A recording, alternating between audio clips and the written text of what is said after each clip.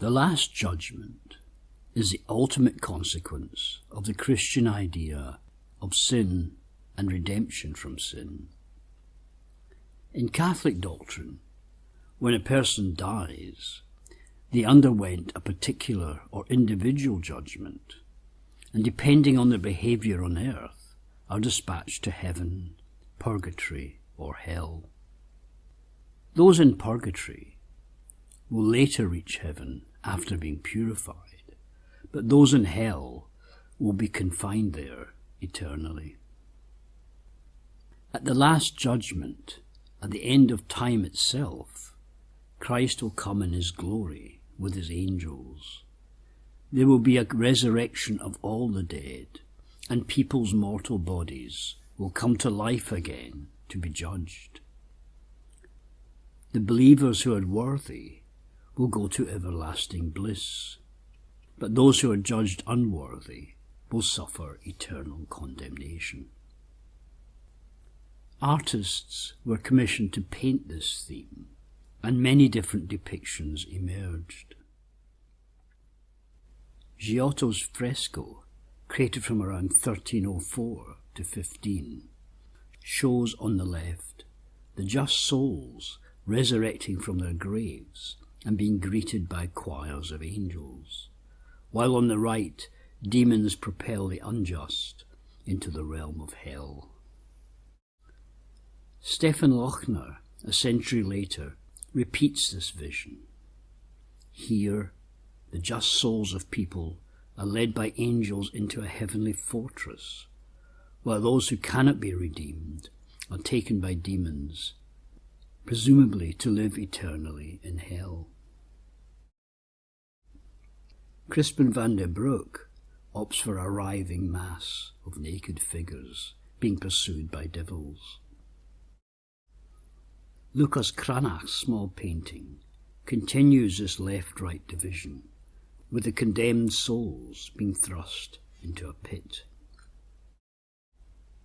For his Last Judgement, Bosch adopts his usual triptych format. It was created around 1506, a few years after the Garden of Earthly Delights. We see immediately that the left panel depicts a space cut off from the world that is shown in the central and right panels. In the left panel, we have God the Father banishing the fallen angels, while in the central panel, Christ appears and presides over the final judgment of souls.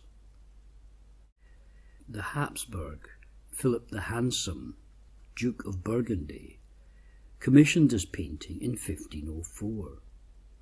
A document has survived recording the payment of a cash advance from Philip to Bosch for a large panel painting 9 feet high and 11 feet long, which is to show the Last Judgement. In 1508, Lucas Cranach the Elder made an exact copy of the painting. I've chosen to use this here, as the paint surface of the Cranach is in much better condition and allows for close-up zooms to examine details.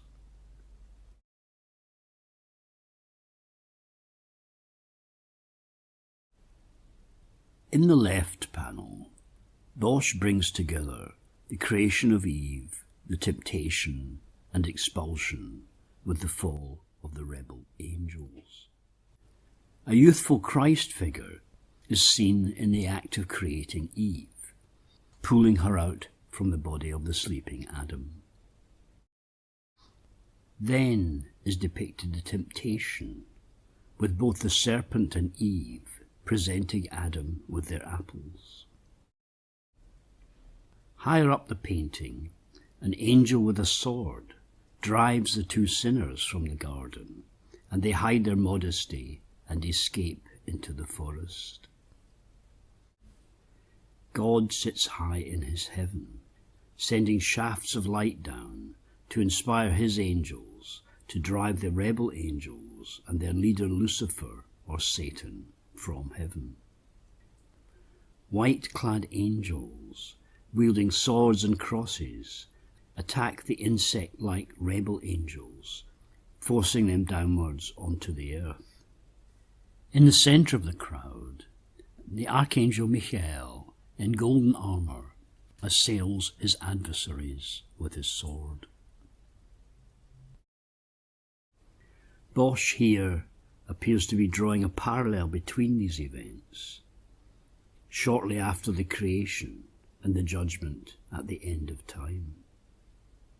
The imagery here is simple and straightforward.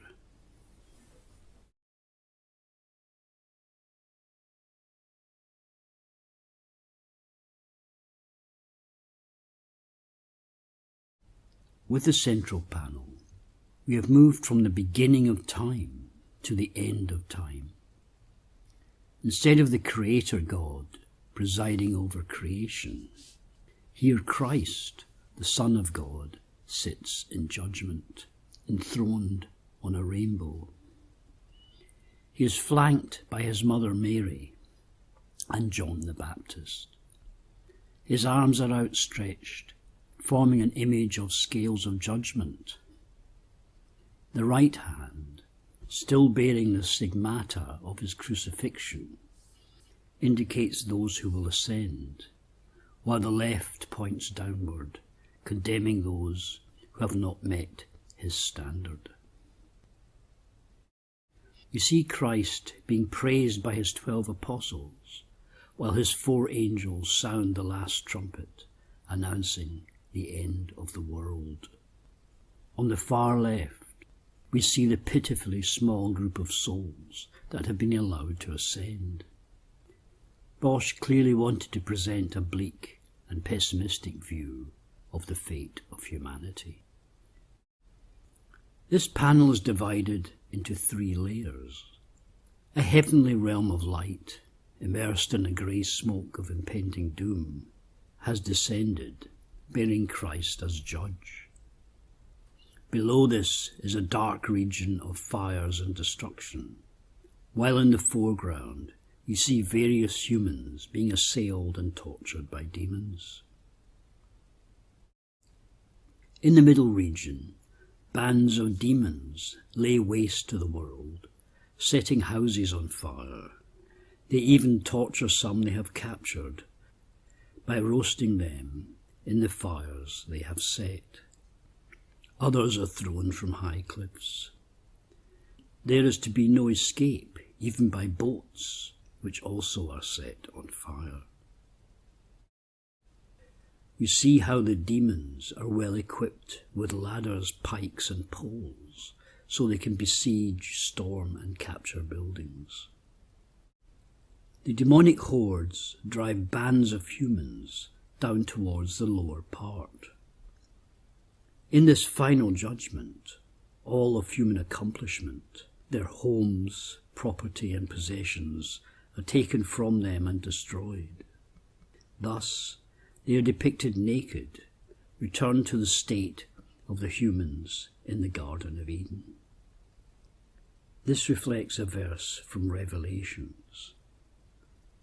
The cowardly, the unbelieving, the vile, the murderers, the sexually immoral, those who practice the magic arts, the idolaters and all liars, they will be consigned to the fiery lake of burning sulphur. This is the second death.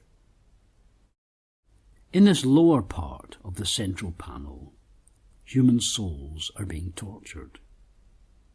Bosch's sense of humour comes through in his depiction of these events, as he creates amusing and absurd torture scenarios.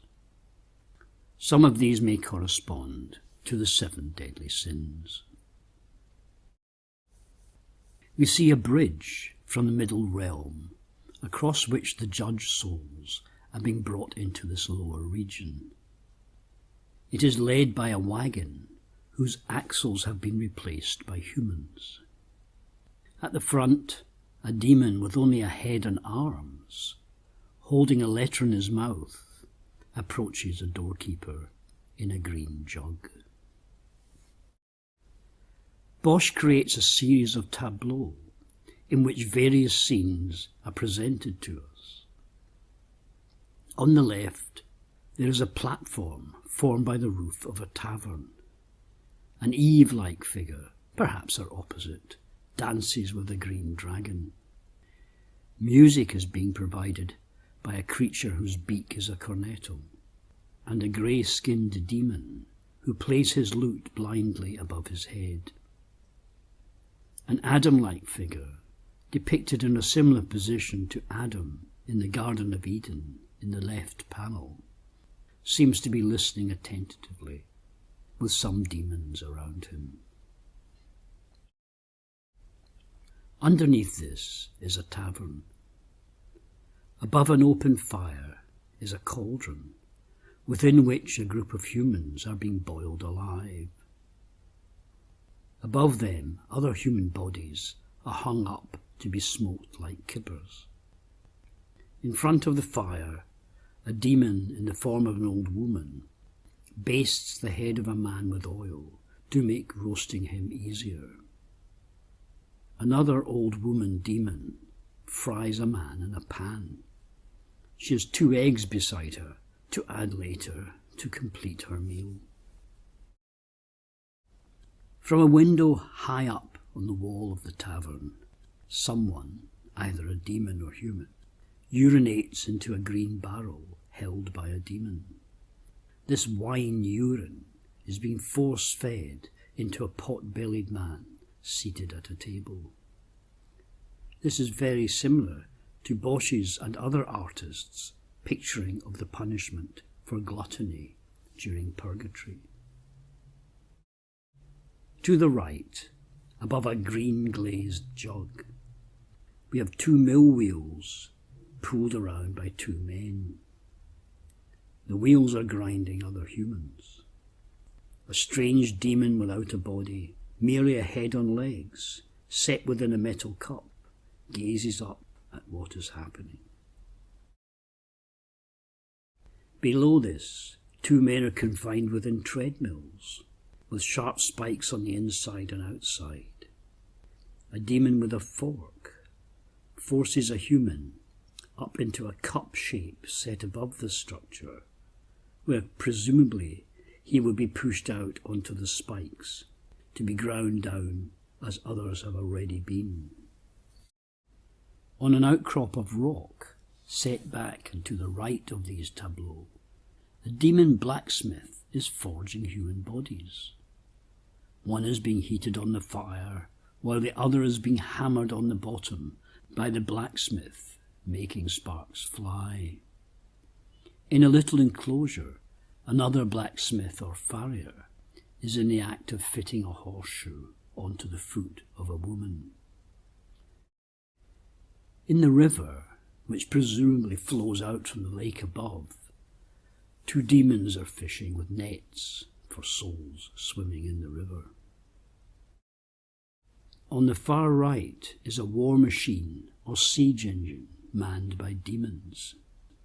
They have fired a cannon, while others shoot crossbows at the figures in the lower central area. The ground is littered with cowering, frightened people who are the targets of these demons. Above them, 3 men are impaled in a tree, whose branches have pierced through their bodies and limbs. Like all others in these tableaux, they do not have the luxury of dying, but must endure this torment and pain without release. To the left of this group, we see Adam and Eve-like figures. Adam is being pierced through by a large knife, while a frog-like demon rides on Eve's back and cuts off the arm of another figure laid out on a tree. In the foreground is a kind of procession of demonic horror, though not without its humorous side. A spoon-billed demon with a bow transports on a pole over his shoulder his human prey, which he has presumably just shot with an arrow. A green dragon sends its fiery breath onto a man set in a barrel of foul matter. A beaked creature carries a wicker basket on its back. inside is a human being tortured by another demon. In the far right corner, a gaggle of demons hold up a large knife to threaten the human figures cowering on the ground. The blade of the knife bears the letter M, which Bosch has used in other of his paintings. The central panel is clearly intended to present a moral lesson by showing the punishments for sin and how through sinning one is excluded from the elect who are taken up into heaven to live eternally in a state of bliss. Unlike some other artists who approach this theme, Bosch lightens the message by introducing humour into his depictions. Interspersed among elements of these tableaux are a number of amusing little forms, strange hybrids of humans and animals, detached heads having a life of their own.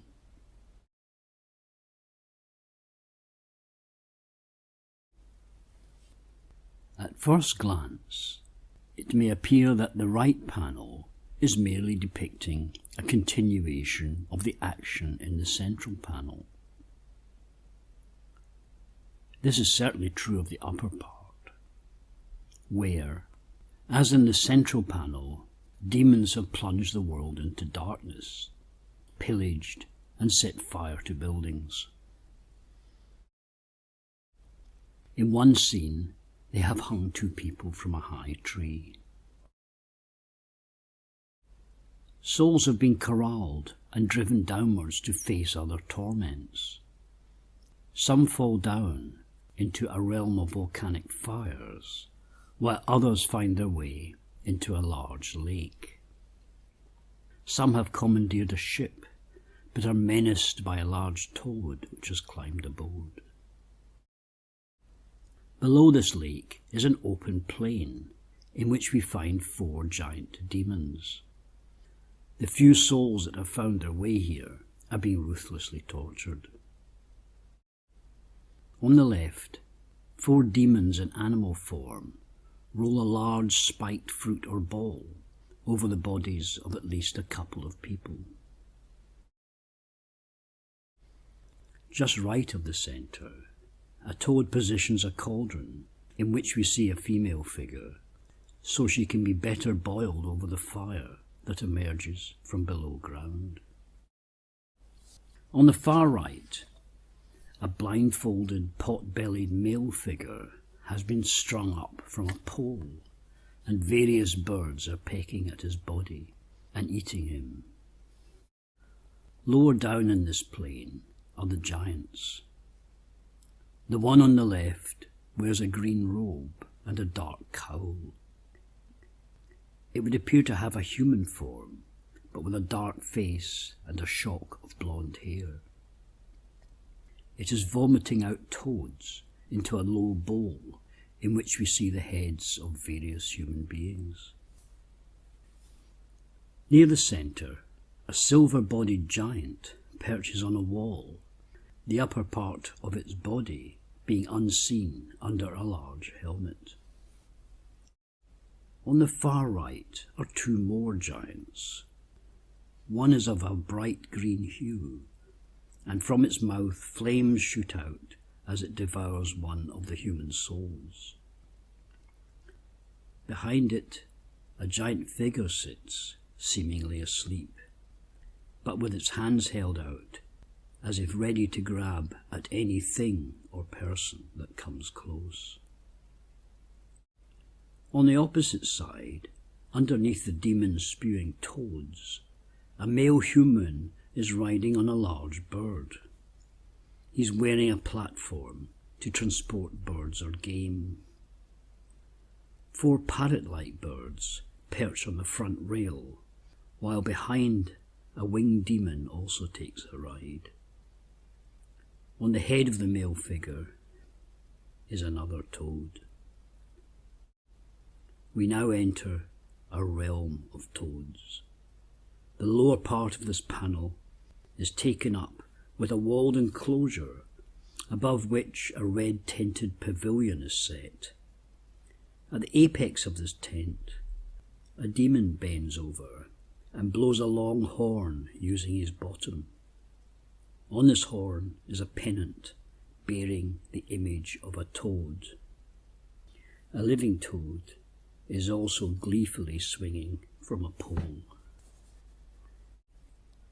Demon toads are herding souls into the tent, who cower in fear as they await their fate.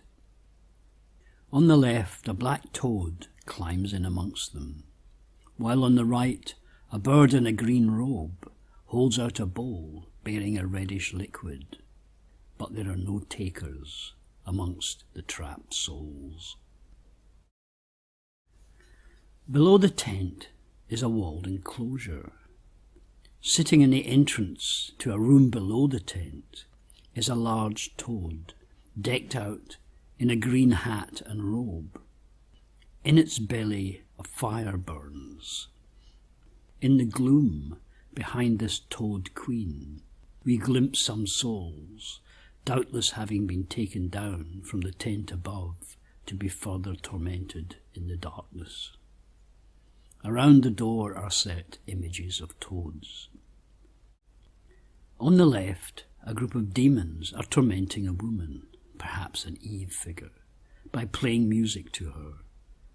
The demon behind her plays a horn from his backside directly into her ear, while a dark demon with a spiky tail points to the music in an open book. On the right of the doorway, a blindfolded male figure, perhaps a representative of Adam, has been run through by a sword.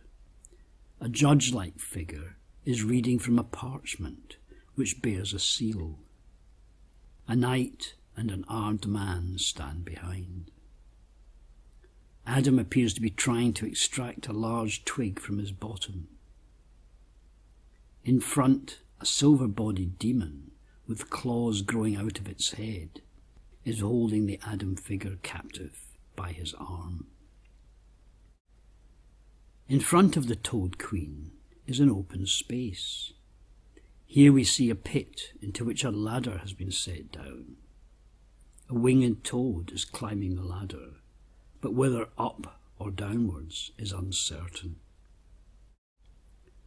On the left side of the space, a target has been set up, and a man is impaled there by an arrow through his breast. The arrow has passed through the image of a toad, which has been placed on his breast. On his head, a toad perches. The bowman is on the other side of the space. He emerges from a large jug with his bow ready to shoot another arrow. Another victim, impaled on the bottom, kneels at the base of the jug. In the centre foreground is a large green fish. It appears to have swallowed a man. A beaked human figure wearing a nun's veil is pushing the body of a man firmly down onto a bed of nails, even though he is already suffering an arrow through both his thighs. The right panel presents a similar ejection of sinning souls from heavenly bliss, as we saw in the central panel. But here they are driven down to suffer in a hell organised by toads. Perhaps Bosch was saying that there were a multiplicity of such hells. If one were, in one's life, repelled by toads, then when one came to the Last Judgement, that was the hell into which one was cast. Bosch's humour shines through all these images.